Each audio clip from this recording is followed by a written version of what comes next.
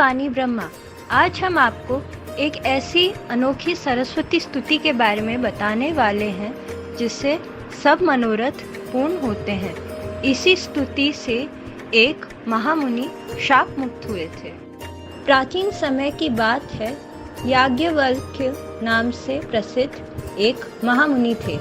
उन्होंने इसी स्रोत से भगवती सरस्वती की स्तुति की थी। जब गुरु के श्राप से मुनि श्रेष्ठ की विद्या नष्ट हो गई थी, तब वे अत्यंत दुखी होकर उत्तम पुण्य प्रदान करने वाले लोलार्क कुंड तीर्थ पर गए। उन्होंने तप द्वारा भगवान सूर्य का प्रत्यक्ष दर्शन पाकर शोक विहल हो भगवान सूर्य का स्तवन तथा बारंबार रोदन किया। तब शक्तिशाली भगवान सूर्य ने याज्ञवल्क्य को वेद और वेदांग का अध्ययन कराया।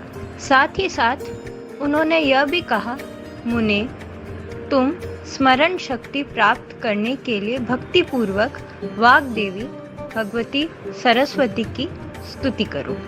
इस प्रकार कहकर दीन जनों पर दया करने वाले सूर्य भगवान अंतर्ध्यान हो गए। तब याज्ञवल्क्य मुनि ने स्नान किया और विनय पूर्वक सिर झुकाकर वे भक्ति पूर्वक देवी सरस्वती की स्तुति करने लगे। याज्ञवल्क्य बोले, जगत माता, मुझ पर कृपा करो, मेरा तेज नष्ट हो गया है। गुरु के श्राप से मेरी स्मरण शक्ति खो गई है।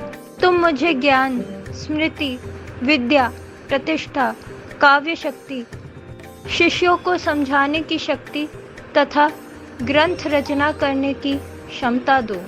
साथ ही मुझे अपना उत्तम एवं सुप्रतिष्ठित शिष्य बना लो।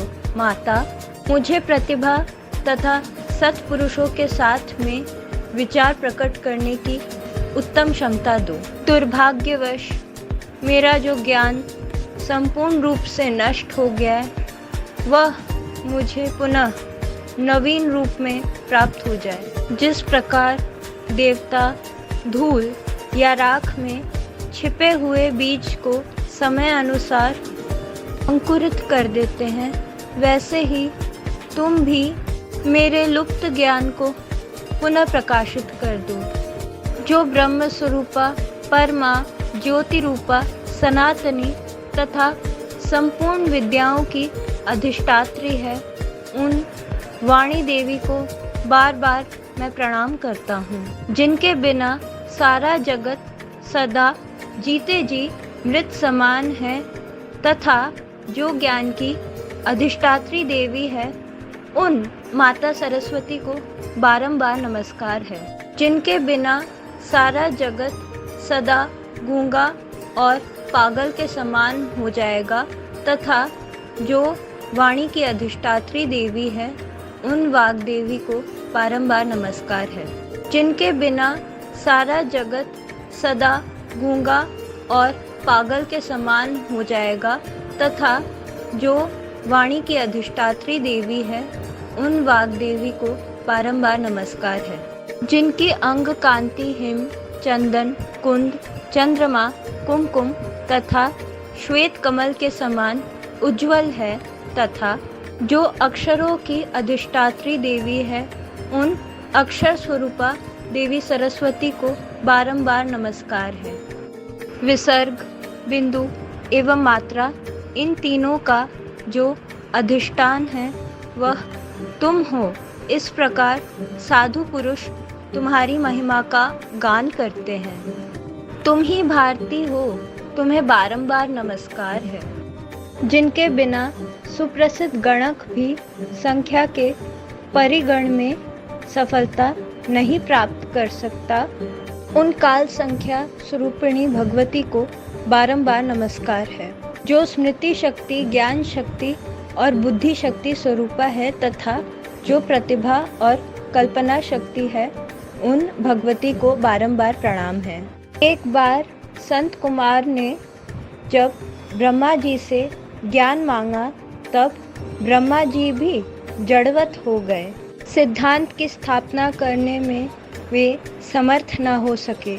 तब स्वयं परमात्मा भगवान श्री कृष्ण वहाँ पधारे। उन्होंने आते ही कहा, प्रजापति, तुम उन्हीं इष्ट देवी भगवती सरस्वती की स्तुति करो। परम प्रभु श्री कृष्ण की आज्ञा पाकर ब्रह्मा जी ने तुम्हारी स्तुति की। तुम्हारे कृपा प्रसाद से उत्तम सिद्धांत के विवेचन में वे सफलीभूत हो गए। ऐसे ही एक समय की बात है, पृथ्वी ने महाभाग अनंत से ज्ञान का रहस्य पूछा, तब शेष जी भी मूकवत हो गए। वे सिद्धांत नहीं बता सके, उनके हृदय में घबराहट उत्पन्न हो गई। फिर कश्यप जी की आज्ञा से उन्होंने सरस्वती स्तुति की। इससे शेष ने भ्रम को दूर करने वाले निर्मल सिद्धांत की स्थापना में सफलता प्राप्त की। जब व्यास मुनि ने वाल्मीकि से पुराण सूत्र के विषय में प्रश्न किया, तब वे भी चुप हो गए।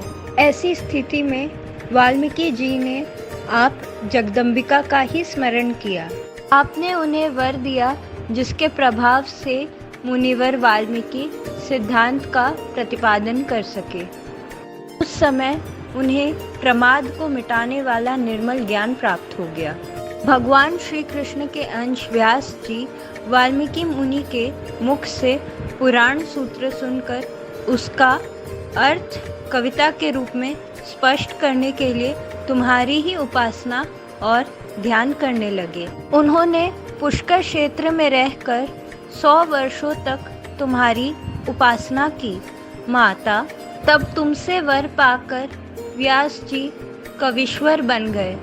उस समय उन्होंने वेदों का विभाजन तथा पुराणों की रचना की।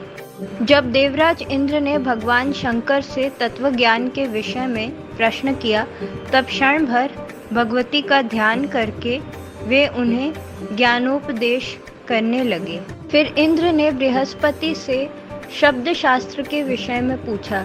जगदम्बे, उस समय बृहस्पति पुष्कर क्षेत्र में जाकर देवताओं के वर्ष से 1000 वर्ष तक तुम्हारे ध्यान में संलग्न रहे।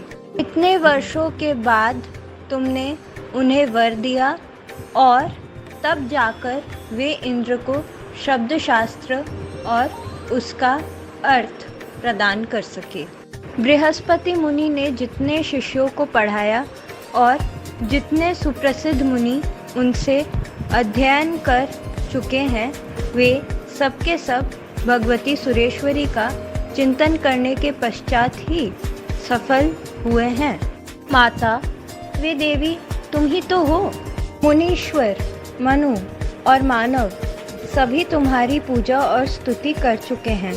ब्रह्मा, विष्णु, शिव, देवता और दानवेश्वर सबने तुम्हारी उपासना की है। जब 1000 मुख वाले शेष, 5 मुख वाले शंकर, चतुर्मुखी ब्रह्मा तुम्हारा यशोगान करने में, तब मेरे जैसा एक मुख वाला मानव कैसे तुम्हारी स्तुति कर सकता है। इस प्रकार स्तुति करके मुनिवर याज्ञवल्क्य भगवती सरस्वती को प्रणाम करने लगे। उस समय भक्ति के कारण उनका कंधा झुक गया था। उनके नेत्रों से निरंतर अश्रुधाराएं बह रही थी। इतने में ज्योति स्वरूपा महामाया देवी सरस्वती का उन्हें दर्शन प्राप्त हुआ। देवी ने उनसे कहा, मुनि, तुम सुप्रख्यात कवि बन जाओगे। जो व्यक्ति याज्ञवल्क्य द्वारा रचित इस सरस्वती स्तुति का पठन करता है, उसे कवींद्र पद की प्राप्ति हो जाती है। भाषण करने में वह बृहस्पति के समान हो जाता है। कोई चाहे कितना ही बड़ा महामूर्ख या दुर्बुद्धि व्यक्ति क्यों न हो, यदि वह निरंतर 1 वर्ष तक नियमित रूप से इस स्तोत्र का पठन करता है, तो वह निश्चय ही पंडित, परम बुद्धिमान एवं सुकवि हो जाता है। यह स्तोत्र ब्रह्म वैवर्त पुराण के प्रकृति खंड से लिया गया है। जय वाणी ब्रह्मा।